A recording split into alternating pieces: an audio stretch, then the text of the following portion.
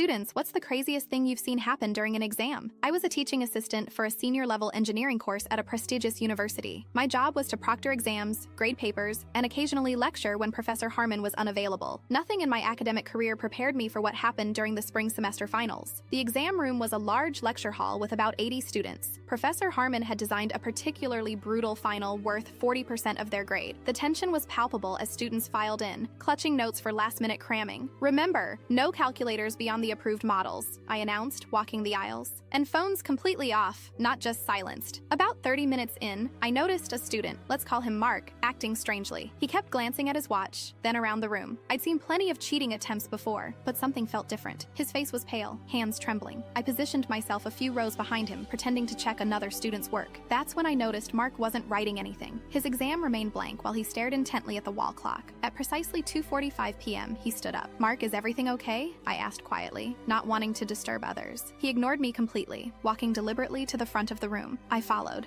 thinking he might be ill and needing to leave. "I have something important to say," he announced loudly. The scratching of pencils ceased immediately. Professor Harmon looked up from his desk. "Young man, sit down or leave. You're disrupting—" "You don't understand," Mark interrupted. "None of this matters. The exam, the grades, all of it. It's meaningless." I reached for my phone, ready to call campus security. That's when Mark pulled an envelope from his pocket. "I received this yesterday." His voice cracked. "Stage 4. Terminal. 6 months at best." The silence in that room became something physical, heavy, oppressive. "I've spent 4 years killing myself for a future I'll never have," he continued, "studying instead of living. And for what?" Professor Harmon stood slowly. "Mark, I'm so sorry. Let's talk outside." "No!" Mark shouted, tears streaming now. "I need everyone to hear this. Look around you. Is this how you want to spend your precious time? Stressing over differential equations and thermodynamic principles that most of you will never use again?" A girl in the front row began crying softly. Others stared in shock or looked down at their papers, suddenly insignificant. "I'm not asking for pity," Mark continued, voice steadier now. "I'm asking you all to wake up. I would trade every A I've ever earned for one more year of life." I stood frozen, completely unprepared. This wasn't covered in TA training. Then something remarkable happened. A student stood up, walked to the front, and handed in his incomplete exam. Then another, and another. Professor Harmon made no move to stop them. He simply nodded, tears in his eyes. Mark looked surprised, as though he hadn't expected any impact. "I didn't mean to ruin the exam," he said quietly. "You didn't ruin anything," Professor Harmon replied. "You just put it in perspective." That day changed everything. The department allowed students to complete the exam later, or accept their current course grade. Professor Harmon completely restructured his teaching approach the following semester. As for Mark, he dropped out to travel. The university awarded him an honorary degree.